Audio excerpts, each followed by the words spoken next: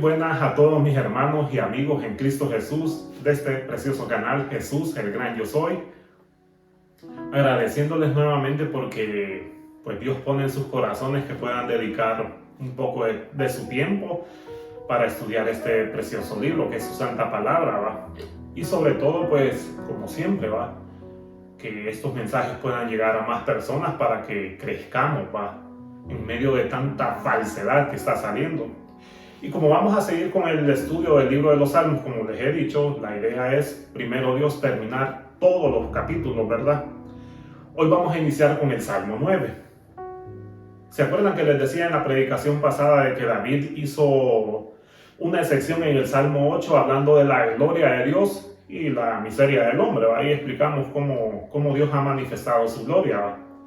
Nuevamente David en estos salmos del 9, el capítulo 10, capítulo 11, 12, 13 hasta el 14, David está hablando de la naturaleza de sus enemigos, de cómo son. En este salmo, aunque David está hablando de las cosas que hace su enemigo, también alaba la victoria de Dios. Les he dicho que esta es una sección del Dios de justicia, ¿va? Hoy vamos a ver que el tema de este salmo se llama el Dios de justicia y la retribución. Así se llama el tema de este salmo, el Dios de justicia y la retribución. Es importante, tengamos presente siempre una cosa: Dios es justo y Dios va a retribuir todo tarde o temprano, sea para bien o sea para mal. Ese Dios de justicia le va a dar su retribución a cada quien. En este salmo, como vamos a ver, Dios retribuyó a los enemigos de David, castigándolos severamente por las cosas que hacían sus enemigos precisamente hacia el pueblo de Israel, no solo hacia David, ¿va? Recuerden que David era un hombre temeroso de Dios y David oraba bastante por Israel. Israel se vio muchas veces atacado por muchas naciones. En este salmo vemos una acción de gracias completamente desbordante de David hacia Jehová, reconociendo que la victoria es de Jehová. Y por eso les digo el Dios de justicia y la retribución. Porque precisamente Dios va a retribuir todo, para bien o para mal, pero Dios va a retribuir todo. Me gusta lo que dice Salomón en Eclesiastés, en el último versículo del capítulo 12, que dice: porque Dios traerá toda obra a juicio, juntamente con todo pensamiento, sea bueno o sea malo. En este salmo vamos a ver que Dios sinceramente retribuye a cada quien que se burla de él. Antes de comenzar, me dio pena y tristeza ver cómo hace poco en la introducción de las Olimpiadas hicieron una burla hacia Dios y hacia la persona de nuestro Señor Jesucristo, haciendo una burla muy blasfema de la última cena, ¿va? Ellos dijeron después, se escudaron diciendo de que no, que era una pintura de un pintor holandés representando a unos dioses griegos, pero al final sabemos que esas son puras mentiras. Y si fuera cierto, igual no tiene excusa eso para hacer esa como mofa y esa burla del cristianismo. Fue una falta de respeto. Pero precisamente aquí vamos a hablar de ese Dios de justicia y cómo ese Dios de justicia retribuye. Ese es el día de retribución. Lo vivió David, nosotros un día lo estamos esperando también. Comencemos aquí con lo que dice aquí el encabezado, que les he dicho que estos encabezados son inspirados, aunque a veces desconocidos, ¿va? Lo que significa, dice, al músico principal sobre Mutlavén, Salmo de David. Muchos dicen que Mutlavén significa muerte del hijo, pero no puede significar muerte del hijo, porque si fuera un salmo que hablara de la muerte de un hijo de David, David estuviera sufriendo en estas palabras. Y no vemos a David sufriendo en estas palabras. Aquí vemos más bien a un David alabando de gozo, lleno de gozo a un Dios que le ha dado la victoria. Comencemos primero con los primeros dos versículos. La acción de gracias tan enorme que da David. Dice: te alabaré, oh Jehová, con todo mi corazón. Contaré todas tus maravillas. Me alegraré y me regocijaré en ti. Cantaré a tu nombre, oh Altísimo. Qué interesante que David comienza con una enorme alabanza de todo su corazón a Jehová. Se parece mucho a lo que les recordaba el mismo Moisés en Deuteronomio. Amarás al Señor tu Dios con todo tu corazón, con toda tu alma y con toda tu mente. y con todas tus fuerzas y con todo tu corazón. Aquí David no solo está declarando su amor al Señor, sino que también está alabando de todo corazón al Señor. Es algo que también nosotros continuamente tenemos que hacer en nuestra vida, porque aunque las cosas se miren un poco así disparejas, este mundo está cada día más complicado. De nuestro ser siempre tiene que haber una alabanza de todo nuestro corazón, porque en medio de todo esto Dios ha hecho grandes maravillas. La razón de esta enorme alabanza que da David en este punto, esta acción de gracias primaria que da de alabanza, es por lo que sigue en la siguiente parte del versículo 1: contaré todas tus maravillas. David contó todas estas maravillas. Precisamente aquí no solo está refiriéndose a las acciones no solo se está refiriendo a los hechos de creación y redención. Aquí más que todo, cuando dice todas tus maravillas, se está refiriendo precisamente a esas acciones que vamos a ver que Dios hizo a través de David con los enemigos del pueblo de Israel. Pues esas son las maravillas que va a contar David. Por eso es que cuando dice ahí Mulabén, muerte del hijo, no significa eso. Tiene más razón lo que decía una inscripción caldea, que decía que David era un triunfo, es un salmo de alabanza, de victoria. Posiblemente este es un salmo que David lo escribió cuando venció a Goliat. Aunque claro, no fue David, precisamente fue Dios que usó a David, ¿va? Pero cuando David logró derrotar a ese gigante, eso fue una maravilla enorme para él. Por eso David está diciendo, contaré todas sus maravillas, porque se acuerdan que cuando Goliat cayó, todos los filisteos huyeron, dice la Biblia. Esas son las maravillas que está contando, y no solo esas, ¿va? Obviamente que David está contando un montón de maravillas que Dios ha hecho. Bueno, en el momento en el que él vivió, David pudo experimentar muchas maravillas que Dios hacía en su vida. Yo creo que nosotros también tenemos mucho que contar de las maravillas que ha hecho el Señor, no solo de las maravillas de la redención y la nueva creación que ha hecho una vez que hemos nacido de nuevo, sino también que nosotros tenemos que contar todas las maravillas que Dios hace a diario. Podrá parecer religioso y todo, pero si ustedes dicen a cada rato, gracias a Dios por esta cosa, por lo que has hecho, es increíble. Ahí estamos contando todas las maravillas de Dios, porque Dios nos ha librado de un accidente, de un balazo, literalmente, se los estoy diciendo. David aquí está en su momento contando todas esas maravillas que está haciendo el Señor. Y miren cómo exulta de alabanza, o sea, cómo rebosa de alabanza al decir en el siguiente versículo: me alegraré y me regocijaré en ti. Cantaré a tu nombre, oh Altísimo. No hay mayor gozo más precioso que alegrarse y regocijarse en el Señor. Ese es el gozo santo, ese es el verdadero gozo que necesitamos los creyentes.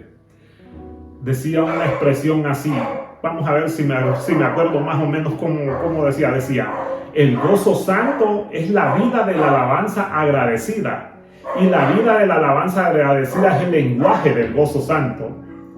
Les voy a volver a les voy a volver a explicar esa expresión. Decía, el gozo santo es la vida de la alabanza agradecida, y la vida de la alabanza agradecida es el lenguaje del gozo santo. Es un poco así medio enredado, pero la idea es que el verdadero gozo se ve en una vida llena de alabanza, y sobre todo una alabanza agradecida al Señor. Si ustedes se dan cuenta, cuando verdaderamente experimentamos el gozo que dice aquí David, que me alegraré y me regocijaré en ti, es un gozo que se manifiesta hasta en nuestra forma de hablar.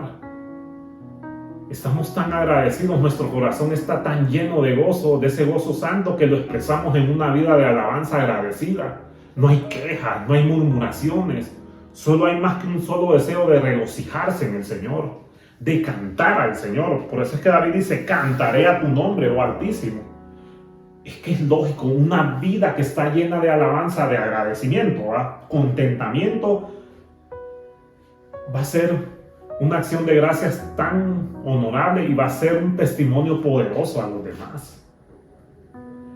Sigue diciendo David, vimos que en estos dos versículos David está diciendo de que una acción de gracia. Ahora vamos a ver por qué es que David le da esas acciones de gracias al Señor. Bueno, aquí están las razones. En los versículos 3 y 4 dice: mis enemigos volvieron atrás, cayeron y perecieron delante de ti, porque has mantenido mi derecho y mi causa. Te has sentado en el trono juzgando con justicia. Ahí está la razón de la gran alabanza de David. Que Dios hizo que sus enemigos volvieran atrás. Y si lo vemos en lo que les acabo de mencionar hace poco de David y Goliat, cuando David logró derrotar al filisteo gigante con la honda, dice la Biblia que cuando los filisteos vieron que su soldado, su representante, había caído, huyeron pavorosos de miedo. Sinceramente sí, Dios hizo que sus enemigos volvieran atrás, los enemigos del pueblo de Israel. ¿Se acuerdan que David, antes de matar a Goliat, dijo: tú has provocado mucho a las huestes del Dios de los ejércitos, pero hoy yo en el nombre de Jehová te derrotaré y daré tu carne a las aves de los cielos? Y precisamente eso fue lo que hizo. Dios le dio la victoria e hizo que los enemigos de Israel volvieran atrás, cayeran y perecieran delante de Jehová. Ojo, David no está diciendo delante de mí. Aunque es cierto que Dios usó a David para vencer a Goliat, pero David, tengamos cuidado, David no se atribuye ningún derecho. Él dice: mis enemigos volvieron atrás, cayeron y perecieron delante de ti. No dice delante de mí. Porque al fin y al cabo David reconoció que la victoria no era de él, era de Jehová. Precisamente porque Jehová le dio la sabiduría para cómo usar esa onda. David pudo haberse jactado diciendo: no, fue mi onda, fue mi habilidad, el pulso que tuve para darle a Goliat. No, David no dice nada de eso. David dice: mis enemigos volvieron atrás, cayeron y perecieron delante de ti. Todo ese honor solo Dios se lo merece. Por eso es importante que cada cosa que nosotros hagamos en nuestra vida, ya sea algo que nos salga bien, siempre reconozcamos que es porque Dios nos ha dado esa sabiduría, ¿va? Muchas veces puede que sí, hay gente que se glorifica, va diciendo que sí lo lograron, pero no le dan gloria a Dios. Logran grandes acciones, pero no glorifican a Dios, y eso no sirve de nada tampoco. Puede servir por un momento, sí, cuando alguien logra crear algo que ayuda a la humanidad, pero si no glorifica al Señor, puede servir en un momento, pero no sirve para glorificar al Señor, porque Él mismo se está alabando. No es como reconocer que es de Dios todo eso, como lo hizo David. David reconoció que era Jehová quien lo mantenía, quien hizo que sus enemigos volvieran atrás. Y así fue muchos siervos de Dios que cuando reconocieron que la guerra no era de ellos, sino de Dios, alababan al Señor con estas palabras. Porque has mantenido mi derecho y mi causa. Qué interesante que eso, has mantenido mi derecho y mi causa, se refiere casi parecido a lo que decíamos del Salmo 7, ¿va? Mi escudo está en Dios. Imagínense que aquí David está diciendo, si lo parafraseáramos así, dijera: porque has mantenido mi escudo y mi causa. Es esa misma idea, pues. Porque has mantenido mi derecho y mi causa. Es decir, Dios ha sido un juez justo y ha mantenido ese derecho de David. Porque Dios ha visto que en el corazón de David sí hay integridad. Al menos en ese momento David sí siempre reflejó ese amor y esa dependencia de Dios. David sabía que no podía depender de sus mismos medios. Él sabía que era Dios el único que le podía dar esa victoria y mantenerlo ahí con su derecho y su causa. Eran causas justas las que pedía David. Su derecho era un derecho verdadero. Te has sentado en el trono juzgando con justicia. Nuevamente David está representando a Dios como el juez universal, donde está rodeado en su trono de muchas naciones que están atacando a Israel, pero Dios se ha sentado en el trono haciendo lo correcto. Es como dice en el Salmo 7, David: te rodeará congregación de pueblos y sobre ella vuélvete a sentar en alto. Jehová juzgará a los pueblos. Ojo, ahí está, ¿ve? La idea. David nuevamente nos representa y nos pinta con sus palabras a Jehová, al Dios verdadero, como un juez que está rodeado de pueblos, pero él ve qué pueblo necesita su ayuda y qué pueblo es que le está clamando a él. En este caso, David está orando e implorando al Señor porque Dios proteja al pueblo de Israel, que era el único que en ese entonces pues le obedecía a medias a veces, ¿va?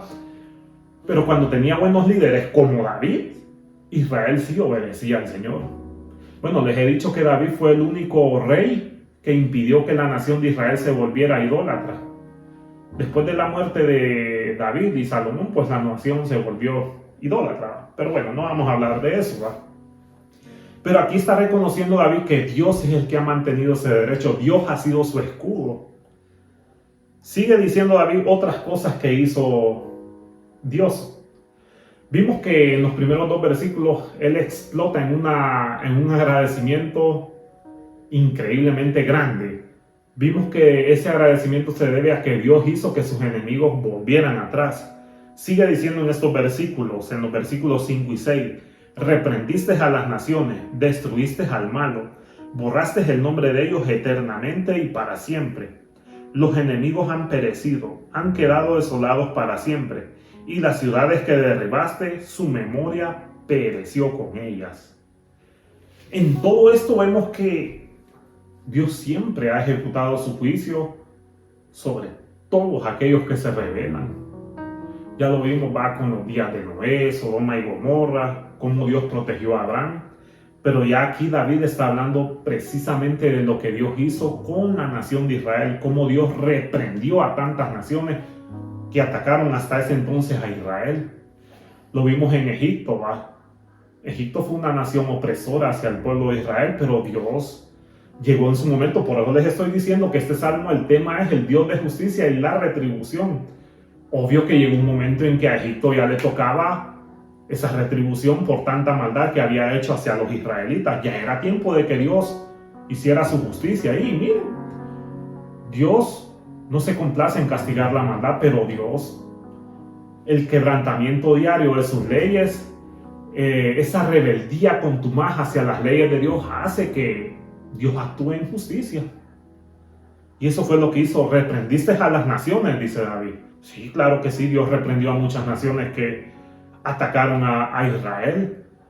Borraste el nombre de ellos eternamente y para siempre. Los enemigos han perecido, han quedado desolados para siempre, y las ciudades que derribaste, su memoria pereció con ellas. Es interesante ahora que David nos presenta un cuadro vivido de lo que eran esas posibles naciones, cómo se cumplió eso de que su memoria pereció con ellas. Recuerden que Egipto en su tiempo fue un imperio poderoso. Fue un imperio glorioso. Es más, se cree que fue uno de los, en el Antiguo Testamento, pues al menos en esas épocas en que se desarrollaba la historia de Israel, fue uno de los imperios más poderosos.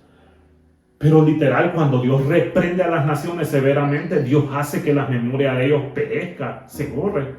Porque piensen ahora, ¿qué es Egipto ahora?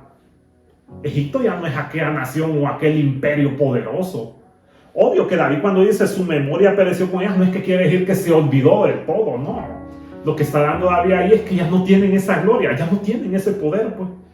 ¿Qué es Egipto ahora para lo que vemos aquí en este momento cuando Dios reprendió a esas naciones que dice David? Ya no son nada, ya no es aquel imperio poderoso. Sí, existe la nación, gracias a Dios, pero ya no es aquel imperio temible y poderoso. Es porque Dios borró eso. Dios hizo que toda esa gloria y ese orgullo pereciera ahí. Lo mismo pasó con los filisteos. Los filisteos eran los archienemigos de los israelitas. Esos eran los que más guerra les daban a los israelitas. Ellos también perecieron, su memoria pereció con ella. Ya no son los mismos enemigos de Israel ahora. Toda esa gloria pereció con ellos. Pues a eso es lo que se está refiriendo David en estos 2 versículos. Reprendiste a las naciones, destruiste al malo. Claro, es que Dios tarde o temprano va a destruir a todos aquellos que son enemigos de su pueblo. Pues en este caso del pueblo de Israel. Hoy Dios, pues su pueblo somos nosotros, la iglesia. Que la iglesia está constituida tanto de judíos como de gentiles. O sea, nosotros los gentiles que hemos creído y hemos nacido de nuevo y hemos creído en nuestro Señor Jesucristo. Y ahí sí, ya sean judíos o gentiles, la iglesia somos el pueblo de Dios. Pero piensen cuántas naciones también en la actualidad quieren destruir a la iglesia. No van a poder. Para comenzar, el mismo Jesús dijo que las puertas del infierno no van a prevalecer contra la iglesia. Y miren cuántas naciones han querido borrar el cristianismo y no han podido. ¿Por qué? Porque es que detrás de ellas está el Dios verdadero, el Dios de justicia. Sigue diciendo David, ya vimos que, bueno, él está describiendo cómo Dios hizo que sus enemigos volvieran atrás, cómo Dios destruyó a las naciones y literalmente desapareció la gloria de ellos, porque la verdad, esas naciones, esas dos, por ejemplo, que les acabo de mencionar, esas naciones ya no tienen esa gloria que tenían en ese tiempo de David. Sin mencionarles a los moabitas, a los amonitas, a los asirios, que en ese momento eran naciones poderosas que le daban guerra a Israel. Pero ahora, ¿qué son esas naciones? De los moabitas ni se sabe mucho, de los amonitas tampoco. De los asirios solo se sabe que es en la actualidad, pero no es una nación que digamos que fue una poderosa nación como fue en su tiempo. Es porque Dios reprendió literalmente a esas naciones. Dios hizo justicia ahí. Tuvo que enviar su juicio, tuvo que intervenir directamente Dios. Ahora sigue diciendo David una cosa muy importante. Pero Jehová permanecerá para siempre. Ha dispuesto su trono para juicio. Esa es una de las cosas que vamos a encontrar siempre en toda la Biblia. Aquí David está reconociendo la inmutabilidad del Señor, del Dios Todopoderoso. Ese es un atributo único y exclusivo de Dios. La inmutabilidad. Dios no cambia. En pocas palabras, en este versículo 7 David nos está diciendo, Jehová permanecerá para siempre, es decir, Dios siempre va a ser el mismo. Y ha dispuesto su trono para juicio. Sí, ese trono Dios está sentado en su trono, es la idea. Dios no cambia en su juicio, pues. Él juzgará al mundo con justicia y a los pueblos con rectitud. Sí, sigue manifestando esa misma actitud diciendo, Dios es el mismo ayer, hoy y siempre va a estar dispuesto a juzgar a toda nación que le desobedece y le falta el respeto a su pueblo. Esto es lo que está dando a entender David, pero Jehová permanecerá para siempre. ¿Cuántos han querido borrar el nombre de Dios en la tierra? No han podido. Es que Dios siempre va a permanecer para siempre. Es algo inmutable de Dios, pues Dios no va a cambiar y Dios va a disponer siempre su juicio para todas aquellas naciones que se ponen en rebeldía contra Él y contra su pueblo. Por eso dice en el versículo 8, Él juzgará al mundo con justicia y a los pueblos con rectitud. Otra cosa muy importante, que Dios va a juzgar cada pueblo, cada nación. Pablo decía en Hechos 17 que Dios ha designado un día en el cual juzgará a todas las naciones por aquel varón a quien designó. Esto es a Jesucristo. En el tiempo de David, Dios reprendió a las naciones por haber atacado a Israel. Hoy Dios va a reprender a las naciones por haber rechazado el mensaje de salvación. Esa salvación que solo se encuentra en el Señor Jesucristo. ¿Cuántas naciones, cuántas personas le están dando la espalda a la palabra, al tiempo de la gracia, como se dice? ¿Cuántas personas están rechazando cada día más a Jesús con un odio que uno no se lo puede ni describir? No se puede ni mencionar a Jesús porque ya hay aquel odio, aquella tristeza, aquella ferocidad. Pero es precisamente que Dios va a juzgar, pero no van a tener excusa en el día del juicio, porque Dios juzgará al mundo con justicia y a los pueblos con rectitud. Dios, por medio de Jesucristo, va a juzgar al mundo, Dios Padre. Y todos aquellos que rechazaron su palabra no van a tener excusa, porque Dios les dio tiempo que se arrepintieran. Ahora, ya que vimos que David exaltó al Señor con una gran acción de gracias por cómo Dios derribó a los enemigos, los reprendió, desapareció la gloria de ellos, cómo David nos enseña que Dios va a juzgar al mundo, y literal lo va a juzgar. Juzgó a aquellas naciones del pasado, sigue juzgando ahorita con juicios devastadores, porque Dios sigue siendo el mismo Dios justo y santo, que retribuye, la verdad. Dios siempre va a retribuir. Por eso es que tenemos que empezar a ponernos a cuentas con Dios si hemos estado mal, ¿va? Porque Dios tarde o temprano va a retribuir todo eso. Pero me gusta cómo termina esta parte. Hoy este salmo lo vamos a dividir así en dos partes, ¿va? Porque es un poco largo y pues lo que quiero evitar es que pues no se extiendan demasiado, ¿va? Termina David estos dos versículos diciendo en el 9 y el 10: Jehová será refugio del pobre, refugio para el tiempo de angustia. En ti confiarán los que conocen tu nombre, por cuanto tú, oh Jehová, no desamparaste a los que te buscaron. Qué interesante que el pobre al que se está refiriendo David no está hablando de un pobre literalmente, porque, seamos sinceros, hay gente que es pobre y es orgullosa y no confían en el Dios verdadero. David está hablando de aquel pobre que se humilla y reconoce que sin Dios no es nada. Esa es la verdadera pobreza a la que se está refiriendo David.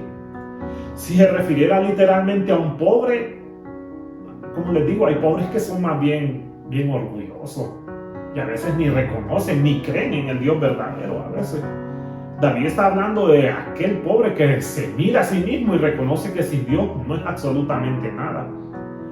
Para ese tipo de pobres sí, el Señor va a ser un refugio.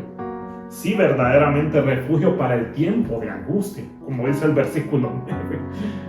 Ahí sí vamos a ver ese refugio verdadero, pero si verdaderamente reconocemos nuestra miseria, pues, que verdaderamente sin Dios no somos nada, hombre. Ahí sí vamos a ver que Dios va a ser refugio para toda la angustia que se está viniendo en el mundo hoy, para lo que experimentó David en su tiempo, para lo que han experimentado tantos creyentes. Para todos ellos Dios va a ser el refugio. Sí, ahí sí.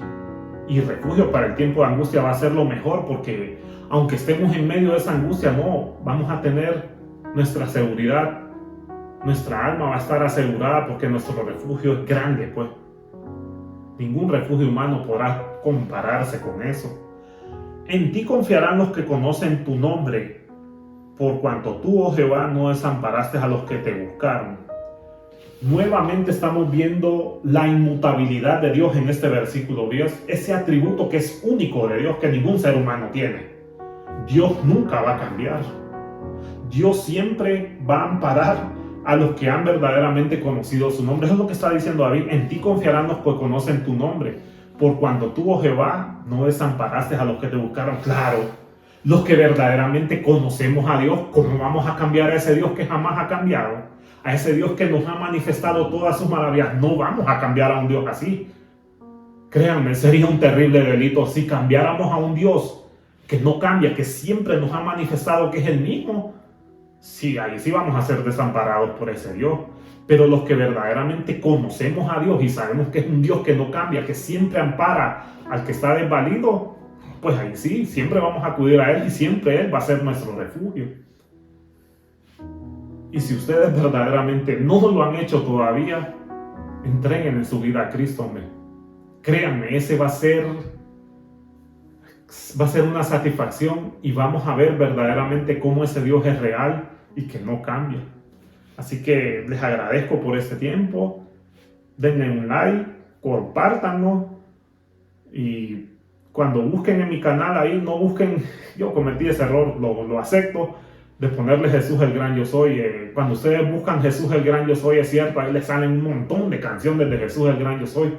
Pongan siempre Jesús el gran yo soy canal, o pongan Jesús el gran yo soy César Abraham Andino y ahí les va a salir mi canal. Pues si se toman el tiempo para crecer en la palabra de Dios, va. Y que Dios les siga bendiciendo y les guarde. Muchas gracias.